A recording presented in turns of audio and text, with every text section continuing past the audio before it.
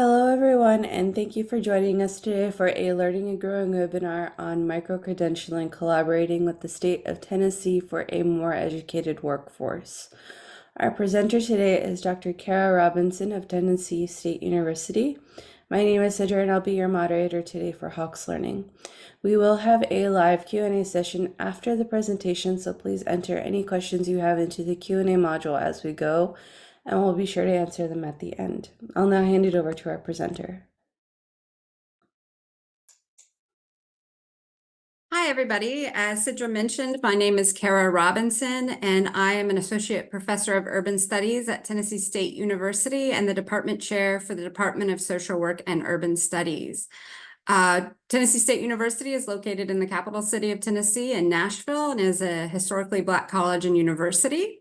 We've been around since 1912, and the Urban Studies program has been in existence since 2008. So I'm going to share my screen and talk about a program we began in 2017 with the state of Tennessee.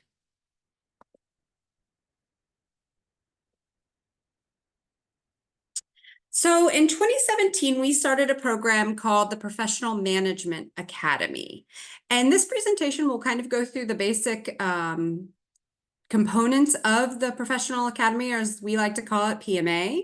How it started, what the goals of the program were, and some of the lessons that we've learned in terms of attempting this type of microcredentialing program in partnership with a state agency.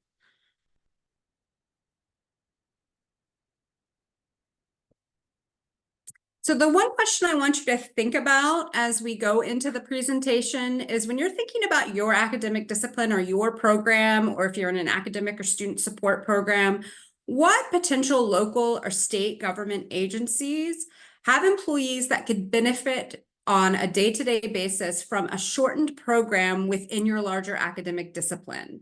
It also could be a nonprofit. The university here also, the engineering program has a partnership with the Nashville Electric Service. So there are other options, but specifically think about local or state government agencies, because talent development, at least in Tennessee, is a really big component of what their state employees are wanting to accomplish each and every year to earn merit-based raises, to get promotions, and they have a minimum requirement for training hours, which PMA contributes to each and every year. So to give you an idea, our main and initial partner was the Tennessee Department of Correction. And I'll get into why that may have been a little surprising given my discipline is urban studies. But I wanted to give you an idea of Tennessee. As you all know, Tennessee is a very long state. It takes about 8 hours to get from the northeast corner to the city of Memphis, which is in the southwest corner here. I am located in Nashville right here, so we are in Middle Tennessee. The stars and dots and other things you think that you see are Tennessee Department of Correction facilities. Any of the stars are actual prisons that the state of Tennessee runs, and the other offices may be field offices or probation and parole offices that the State Department of Correction runs. Now, just for some context, the state is generally divided into east, west, and middle. Most of our services, whether it's DHS services or just talking about politics, most kind of internal to Tennessee things talk about what's West Tennessee doing, Middle Tennessee, and East Tennessee. So we think about Tennessee in that way when you're involved in policy work, government work, nonprofit work across the state. Start about how this program began. So the Tennessee Department of Correction has a talent development division within its organizational structure. And one thing they had noticed about in 2013, where there was somewhat of a training gap when it came to public policy and management and leadership within their employee base. So they had reached out to a program in our college at Tennessee State, the College of Public Service, which is where my department is located, and started a partnership with the Masters of Public Administration program. So this program really was targeting higher level executives, administrators, directors within the Tennessee Department of Correction. Well, over time, they said, well, those aren't the only employees at our state institutions that have a training gap, and most of the hands-on employees, the frontline bureaucrats, the individuals who are really working with our prisoners or other stakeholders in the community, are employees that don't yet have a bachelor's degree. So they approached us after we said, you know, we would be willing as an urban studies program to partner with you on an undergraduate oriented micro-credentialing program. So they identified a training gap. They, as I mentioned, are required to have professional development opportunities. And we were willing as a program to be flexible in terms of whether this was an on-ground program, an online program, offer it in different parts of the state, divided by those divisions I talked about, West, Middle, and East.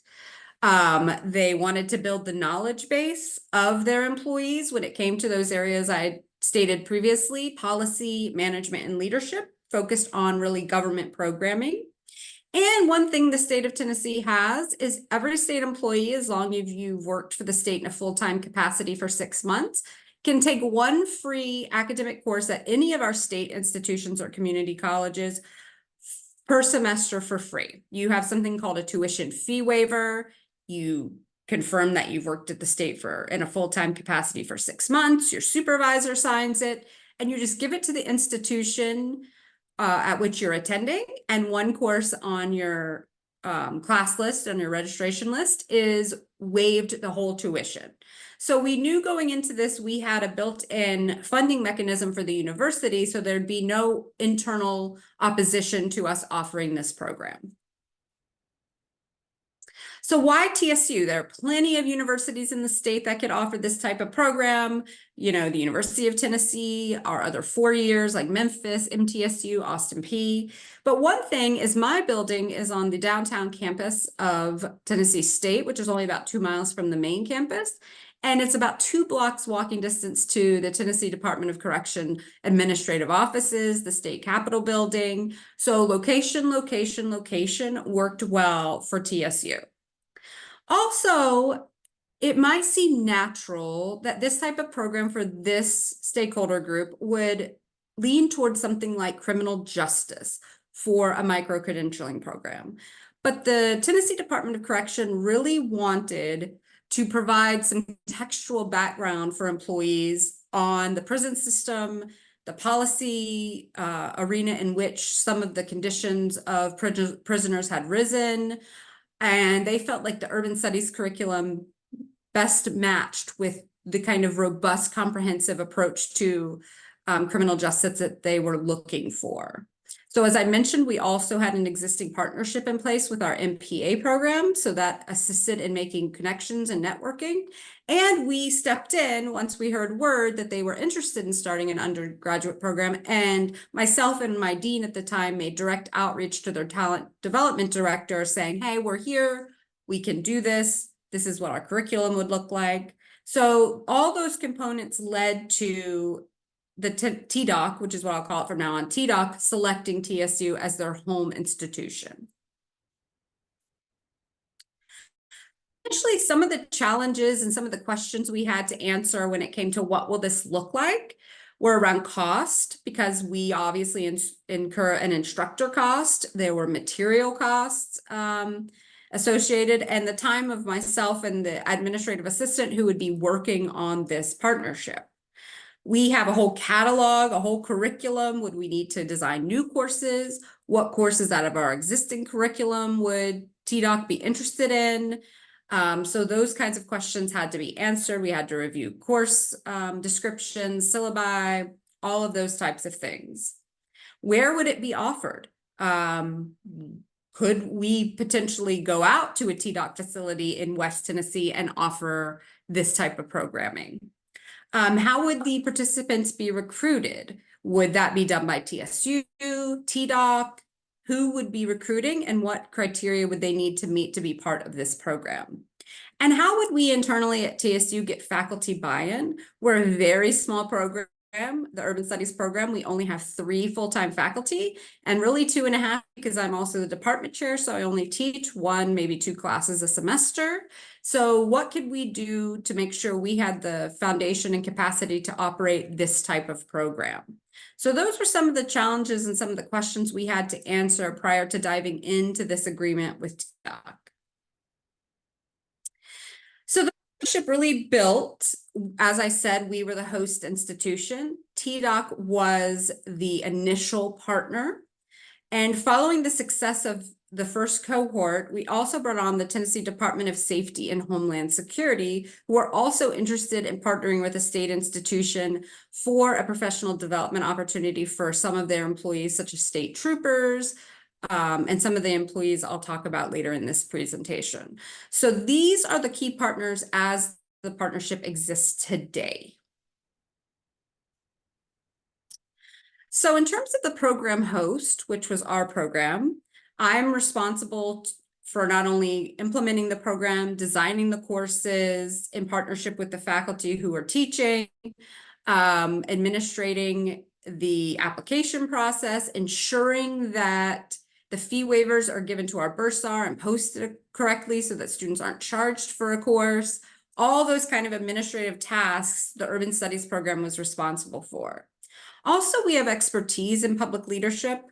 We have public people with MPAs. I have a PhD in public policy. We've all worked for state government, local government, or nonprofit organizations who partner with government at many levels. So we were bringing public sector management and leadership credentials to the table, which is exactly what TDOC was looking for.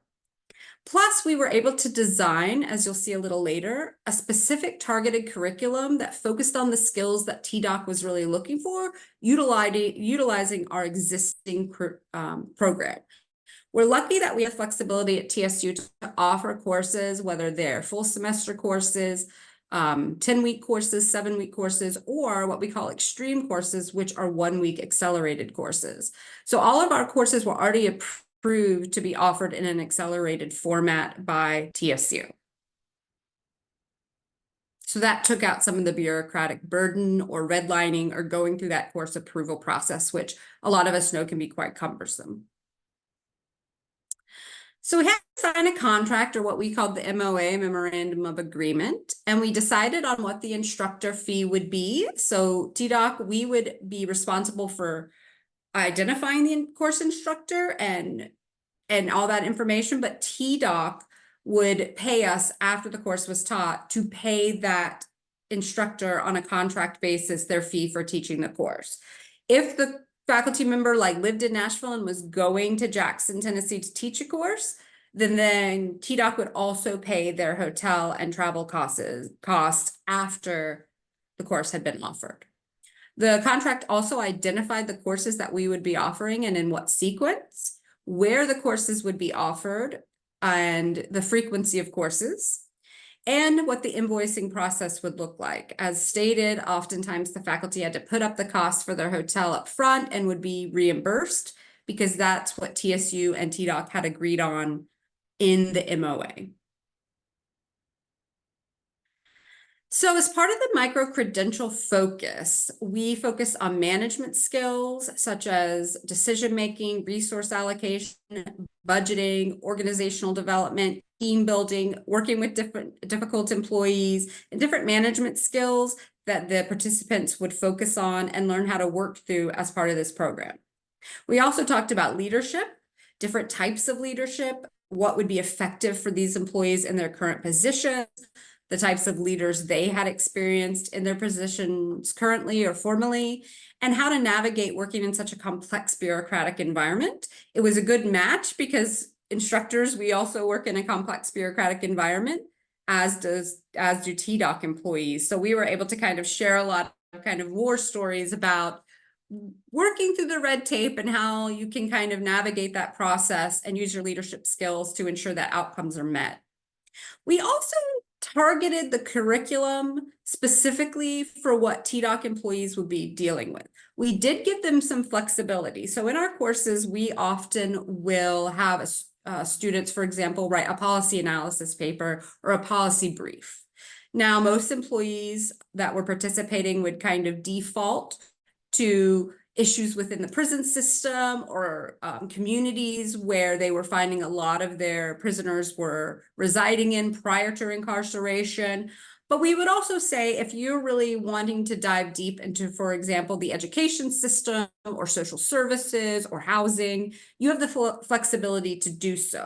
We would target the curriculum, but also give them some flexibility to expand their breadth of knowledge, which I think really contributed to them kind of getting a comprehensive overview and knowledge base of the different factors that lead into our high rates of incarceration. Of course, politics, economics, and all that played a role as well.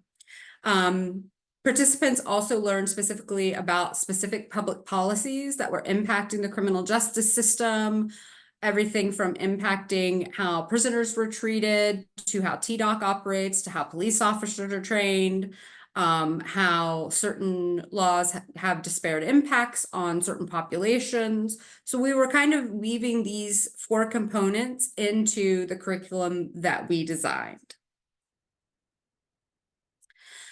So to recruit students, our initial target audience were correctional officers working in the prisons, which I would say make up the majority of our student base when we've implemented the program, to administrative personnel, whether that's administrative assistants in the administrative offices of TDOC or at some of the prisons or other field offices, human resource program assistants, receptionists, and we ended up getting kind of a diverse set of students, although most tended to be correctional officers. Once Homeland Security joined the program, we also had a lot of frontline agents from that department, everything from state troopers to people working at the Division of Motor Vehicles. So we saw some diversity in the types of employees that wanted to participate in the program as well. So as I've alluded to, some of the goals were to upskill state employees as part of their professional development programming, just giving them some of the skills on how to run a program, how to design a program, how to manage difficult situations, conflict resolution, enhance their management capacity in those areas, and also to improve public service delivery. Correctional programs are a public service.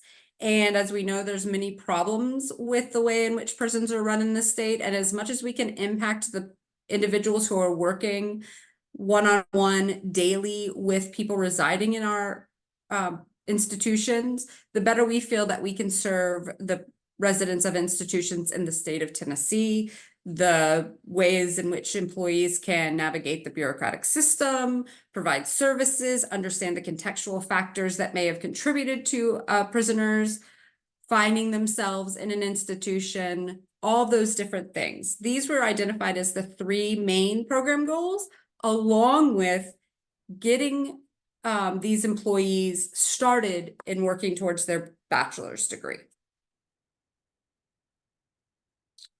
So as part of the program, we had 4 main components of the curriculum we designed. There are 6 courses that make up the coursework, which I'll talk about later. Hands-on learning. So this is really providing students with opportunities to work in groups as part of their cohort on case studies, on problem-based learning, on designing programs that could help improve community-based programming for disadvantaged communities, for example, or capacity building for nonprofit organizations that serve communities. So students were really workshopping a lot during these courses. They also received a microcredential upon completion of the 6 courses. The state of Tennessee would give them almost a graduation certificate. We would have a ceremony, a big lunch and celebration. And those 6 courses would count as 6 courses towards completion of the bachelor's in urban studies degree at TSU. So they were earning 18 credits as part of this program. And they would also get a specialized academic pathway by a faculty advisor that would look at all their transfer work if they had any, all their work experience and training credentials they've had to try to earn some work experience credit. And then what TSU credits they would still need to earn and how far they were away from earning their bachelor's degree. And each student came in with, some had had no college experience, some had had 150 hours at 4 different institutions that had just not completed a bachelor's degree in one specific program. Some students were willing to kind of pay for more than one course a semester that they got free. Some wanted to slog it out over, 6 years to earn their bachelor's degree by taking one course a semester for free. So those were part of the negotiations and discussions we had with each student so that they could see what their academic pathway would look like. And one of the main things that we utilized as part of this program was prior learning assessment or work-based experience. We would ask all state employees to give a state training transcript to me so that I could evaluate what training they've had. They get it's like a college transcript of everything they've taken since they started working for TDOC. And it might be they had a gun firearm safety training for half a day in 1998, and then they had a leadership program that they spent 50 hours on in 2005. So I would work through all of these things and try to identify what potential courses that we had in our catalog that I could then earn prior learning assessment credit for them. Some common ones I was able to work on are like our internship. Well, state employees have been working often for anywhere from a year to 30 years. So they definitely had experience to get internship credit or independent study credit, or some of our management course credits through some of the management trainings they had already gone through. I would also ask if they had previous employment outside of the state to provide any resumes or CVs they had, any certifications they had earned at those places of employment, so that I could go through that and see if we had any courses that would match for prior learning credit. Faculty were then assigned to review to the training transcripts to identify potential courses that would match. A lot of the courses I can review myself, but there are some courses that aren't in our program or aren't in my area of expertise. And I would bring on my colleagues to say, look, this person used to work for the city in the planning department. Dr. So-and-so, you're a planning expert. Can this count as our intro to urban planning course, for example? Or this person worked at a nonprofit organization for 8 years. Can they get credit for our board development course based on what their job description was? So I would partner with my colleagues to help these students get on their academic pathway. We would then have an application process. At TSU, you do the prior learning assessment course by course. I wish it was more in a comprehensive format. So I would go through course by course, work with our adult learner office, and apply for these credits through that partnership with our adult learner office here at TSU. So once we had done all the negotiations, chosen the curriculum, what the coursework would look like, we had to decide on what the program format would be. So we offered one course per semester in an accelerated format that would last for 1 week. So Monday through Friday from 8 to 5, the students would be in a course with a 1-hour break for lunch to earn credits. They would also have homework that they would take home each day, and every student had to participate in a large-scale group project each week that they would present with their colleagues at the end of the day on Friday, which would be their main big project. But the curriculum was infused with readings, quizzes, short papers, and other things that met the curriculum requirements. Initially, I would work with our GAs or our work study students, and we would create these big binders of all the readings, all the course assignments, and each student would get a big binder with notes. They could take all the presentations so they could take notes. And that was how we did it.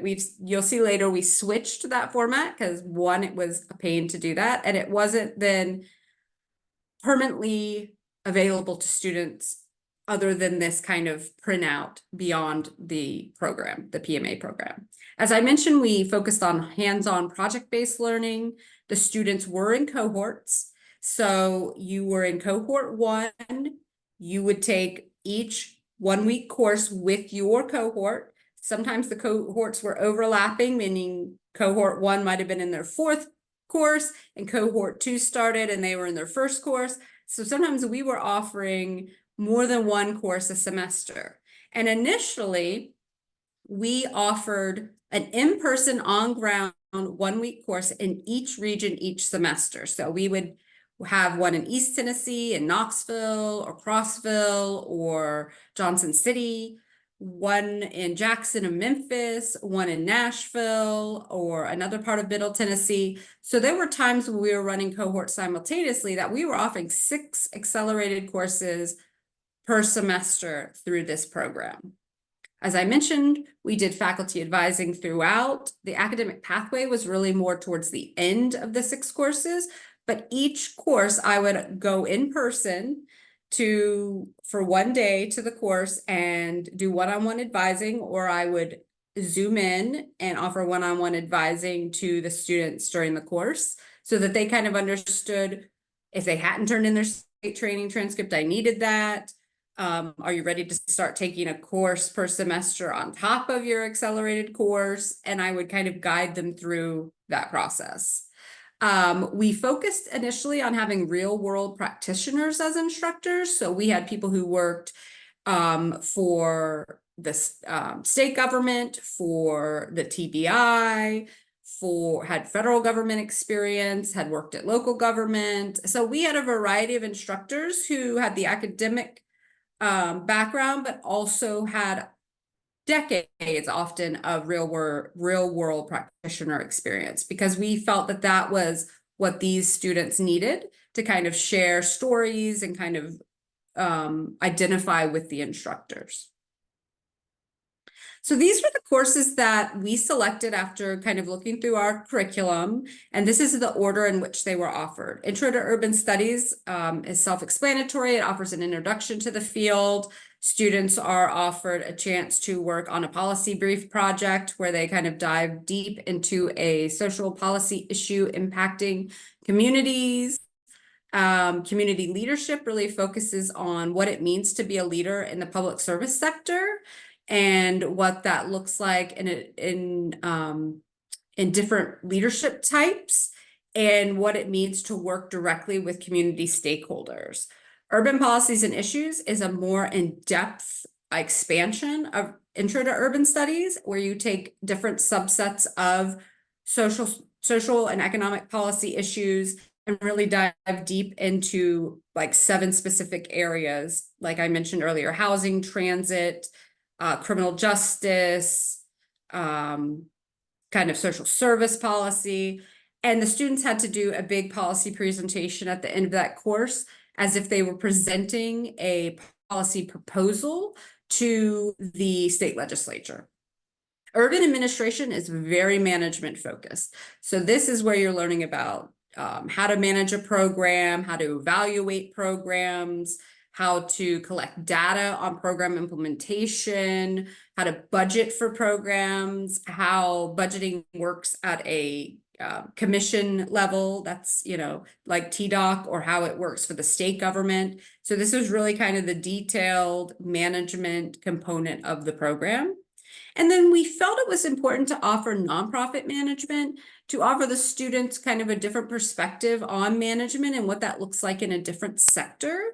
And the students actually got to, their large project for this course was to design a nonprofit program that could be offered in the community that would alleviate some of the conditions that lead residents to potentially committing crimes or to lead into drug use. And we had an expert from UT who would teach this course initially, and she really worked collaboratively with them and often took their proposals to potential nonprofits that could think about implementing this type of program. So they were learning all about how to also like write grants, letters of inquiry, funding these types of programs where it comes from.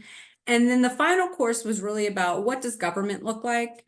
It's kind of an expansion of an intro to political science course, looking at the 3 branches, but in a more detailed way. So to provide kind of that political context to the ways in which our policy structure works in the United States. So the program flow, I see that my arrows have disappeared. The program flow begins with recruitment. So we begin here, and TDOC really does the initial recruitment. They create the flyer, they go and do presentations at their prisons. They have now alumni of the program go out and help do presentations, and they recruit potential students to the program. Then the students who are interested have to apply internally to TDOC to be part of the PMA program. So they have to not only show an interest, but fill out an essay, identify why they're interested in the program. And TDOC then does a self-screening of who then can potentially be admitted to PMA. Those names are forwarded on to me, and they go through the application process to TSU. They do follow the traditional application process. So they submit the, $40 and they send in their high school transcript or any college transcripts they've had previously. And I would really monitor that process at the beginning. And I'll talk about one of the problems we faced. I would monitor how their applications were progressing through our own admission system. Once they were admitted to TSU and we got, most of the students admitted, we would hold an orientation meeting. So we would bring everybody online on Zoom, or they would call in, and we'd provide myself and my colleague at TDOC kind of, this is what PMA looks like. This is what you're responsible for each semester. These are the contacts at TSU and at the state, and what they needed to accomplish to complete the program and earn their credential. Then they would offer the series of courses I discussed on the previous slide. So one per semester. So it could be summer, spring, or summer, fall, spring, summer, summer, fall. They would submit their state training transcripts. Then during their last course, URBS 4700, we would give them an academic pathway plan. Then we would hold a celebration ceremony, either at TDOC administrative offices or at TSU. And, it was, big lunch, big celebration, speeches from the commissioner and the provost of the institution, all those things. And then they would begin, if they chose, to continue on and work towards their Bachelor of Science in Urban Studies. So to participate, you had to meet the TSU admissions criteria, which is a 2.25 high school GPA or a 2.0 if you have college transfer credits to get admitted. This became an issue because some students didn't have that 2.25 in high school. So later on, we had to change the admissions criteria for the PMA program itself from TDOC's perspective.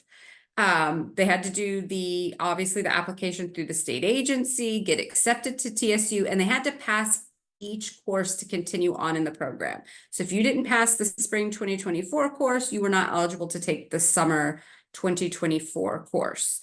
There were, of course, hiccups and occasions where a student might have a medical emergency or something happened. And I would take it upon myself or ask a colleague to do an independent study with that student so that they could continue on in the program. But that was completely up to TSU to do that. And I felt like we should do that for most cases. TDOC did not ask us to do that. So that was something TSU decided to do with respect to the students. So in cohort 1, we had 63 students initially apply to TSU. We faced some problems with students who, graduated high school in 1981 and had a 1.9. And despite conversations with our admissions office, they would just not admit them. The student may have had, a stellar record in their work experience, hadn't taken any college courses or taken like 1 or 2 here and there at one of our community colleges, and they just would not admit them. So we ended up in the initial cohort with about 50 students, and 43 ended up completing the program. So one of the barriers we faced was with the high school students, and we felt like for future cohorts, we should really focus on students who had earned college credits and focus on transfer students. Many of our students, I would say about 75% of the students in cohort 1 did have some transferred credits, at least 10 hours. Another lesson we learned is that there is a barrier once students are outside the kind of comfort zone of working with the instructors in urban studies. So then their first course after PMA is completed, they might have to go back and take a Biology 1 course or a American History course.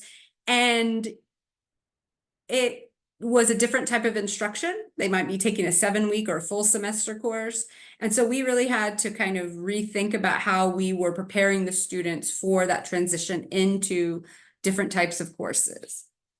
As I mentioned, we had a lot of barriers with the admissions office. Initially, transcripts were getting sent in, whether snail mail or through the electronic submission process, and they were not getting accepted fast enough, or they were getting lost. So I was able to get approval to be the person that those transcripts are sent to, and I was able then to submit them to admissions. After the first 2 cohorts, I was told I was no longer an eligible recipient of the transcripts. So that created an additional application barrier later on. But we resolved it initially by me taking on the acceptance of the transcripts. As I mentioned, the materials initially were these huge, almost like old school tenure submission files with all the materials in it.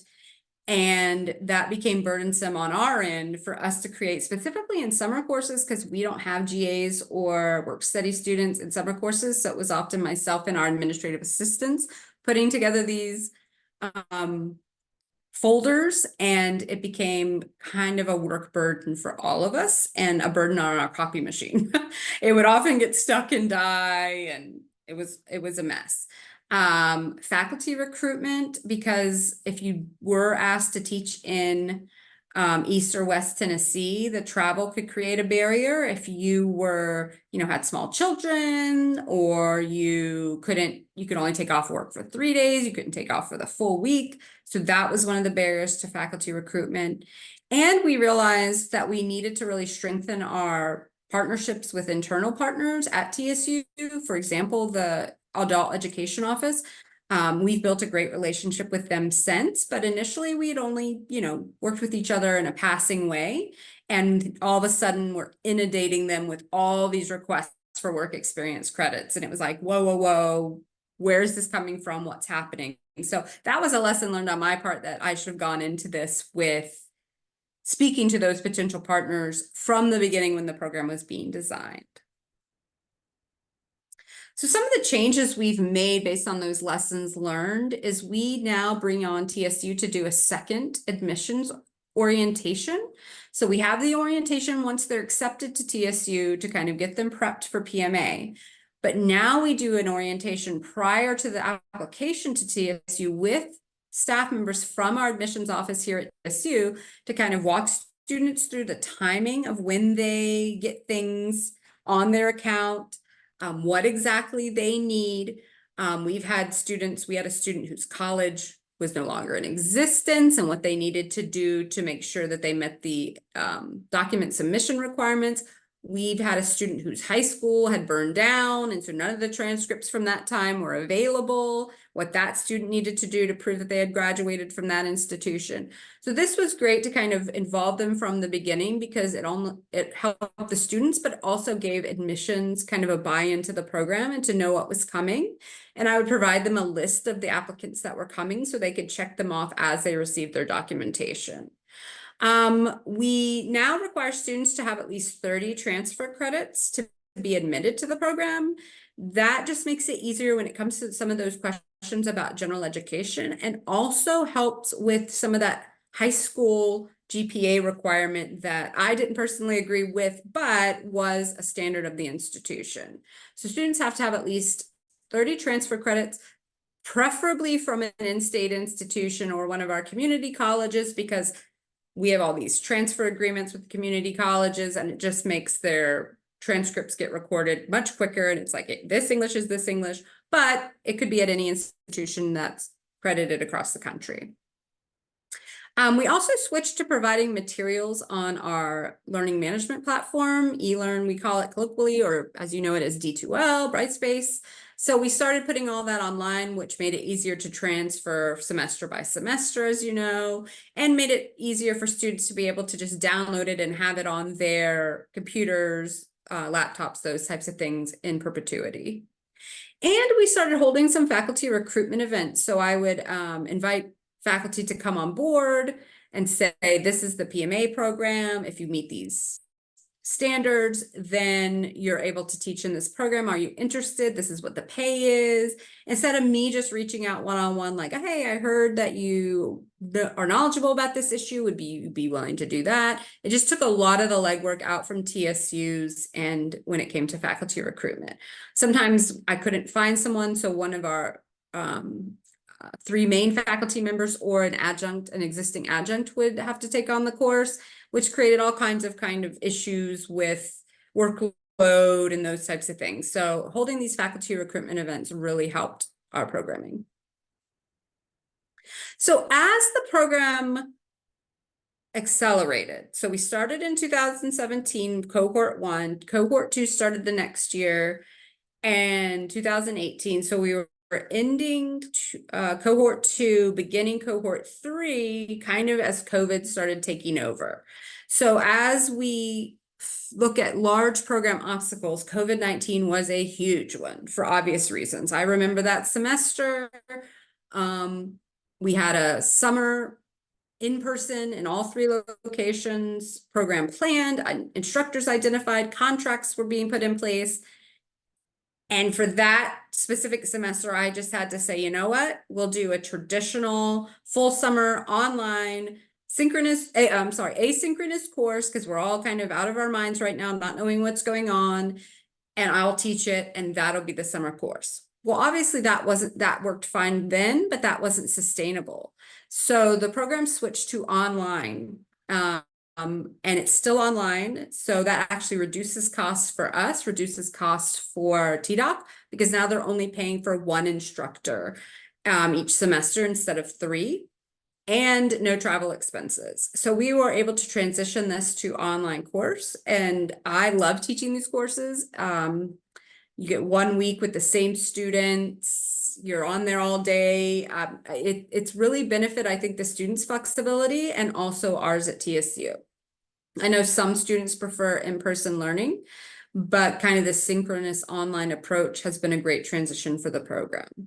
Another barrier we faced and are still facing somewhat, and this was a problem even in the on-ground offering, but supervisors weren't being as flexible with students as they needed to be. They were actually having to take their PTO time or using, annual leave to go to this program. And it would differ on which prison they worked at. Some wardens were more understanding than others. If there was a large report due, I would try to work with the students at the beginning of each semester, a couple months before, to say, these are the weeks we're thinking about, and poll them and figure that all out. But inevitably it was some big work week for them, the week that was selected. So that was an issue. And I know TDOC management was not happy with their supervisors and being so inflexible with the students participating in the program. As many of you are probably familiar with accreditation faculty credentialing, we hired a new assessment director at TSU in 2019, and she came in and she has really cleaned things up. So I love her. But one thing we started facing is SAC-COC faculty credentialing concerns, because we might have someone with a significant background working for state government, but their master's is in criminal justice. And the students loved them, but their master's wasn't in public administration, public policy, or urban studies.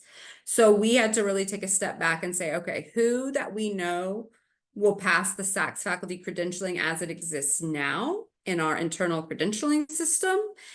And so that became kind of a barrier, because we had to then drop off a few of our existing faculty who had been teaching in the program for several semesters. And one of the barriers that still remains is what I had mentioned previously, is some students ended up facing the fact that they may come in with 30 transfer credits. I can get them 27 hours of work experience credits, and they have 18 hours of urban studies credits now. Well, that still leaves a lot of time courses to take to earn your bachelor's degree. And if you're really using only the state fee waiver, then you're looking at a long time to degree completion. So program length post PMA is an issue. Also, the fact that students then have to start taking traditionally offered courses, whether online or on ground. No longer are they these accelerated courses. We do have extreme spring break and extreme winter and Maymester, so they can get a few courses in that format, but not all of them. So what are the outcomes of the program as they exist today? We've completed 4 cohorts. About 84 students have finished the program. 15 have then gone on and completed their Bachelor's of Science in Urban Studies at TSU, and we have about 8 currently completing now. I think we have 1 graduating in August and another in December, projected graduation. And it's also served as a feeder into our Masters of Public Administration or Masters of Professional Studies program in the College of Public Service, and also our Command College, which is the PMA equivalent at the graduate level. So I know one of our graduates from 2 years ago, she has already gone, she is in the MPS program and has been accepted to Command College for this upcoming cohort. So we have students who've progressed and are now progressing all the way through the program. I really hope she goes on to get her PhD in public administration, because that would be the ultimate success story. One thing to think about these students too is you have a wide range of ages. So we have students who are new to TDOC or safety and Homeland Security that are, 25, have been a correctional officer for 3 or 4 years. And we have students that are, 70 and have been at TDOC for 40 years. We have a student graduating this semester from Urban Studies program who was so nervous to take her senior exit exam the other day, and I had never, no, I knew she was older, but she's 68 and she's finishing her degree, and she was so nervous to take this online kind of senior exit exam. But that shows you kind of the depth and breadth of our student adult learner population for PMA. So moving forward, what are we looking at? So we've had 3 memorandums of agreement extending the program 3 times. We currently need to sign a new memorandum of agreement. And so we're in the process of negotiating that with TDOC and the other participating agencies. TDOC has restructured, so they are actually working through what this will look like for them going forward. We will be starting cohort 5 in fall of 2024. So cohort 5 will start with 1 initial course, and I've agreed to always teach the initial 1-week synchronous online course just so the students can familiarize themselves with me. It's easier for me to just dive in and advise them right then and there. And we all thought that was a good process going forward.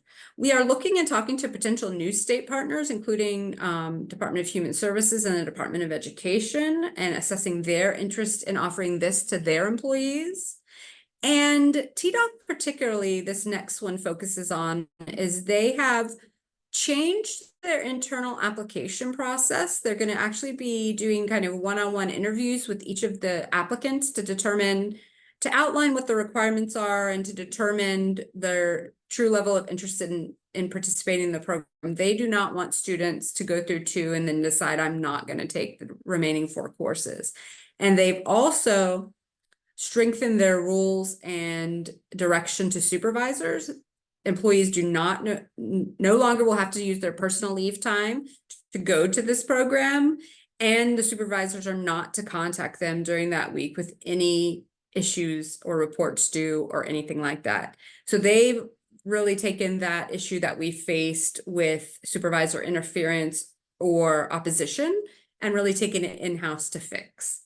And one other thing we're thinking about doing to alleviate some of that issue with students transitioning into more traditional courses is to do a PMA stage 2, so that at least they could meet and earn all the required major core courses for the Urban Studies program through a PMA format. So they take the initial 6, then take another 6, and at least their major core courses would be completed as part of PMA stage 2.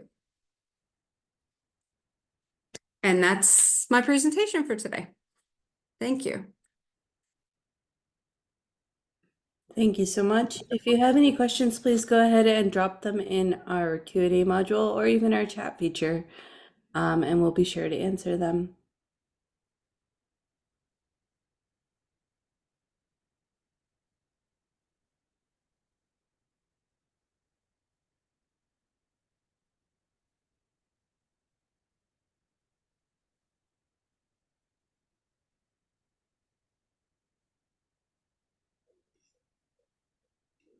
All right. If we do not have any questions, thank you, Cara, and thank you all for attending today. We will be emailing you a link to view the recording of this webinar once it's available.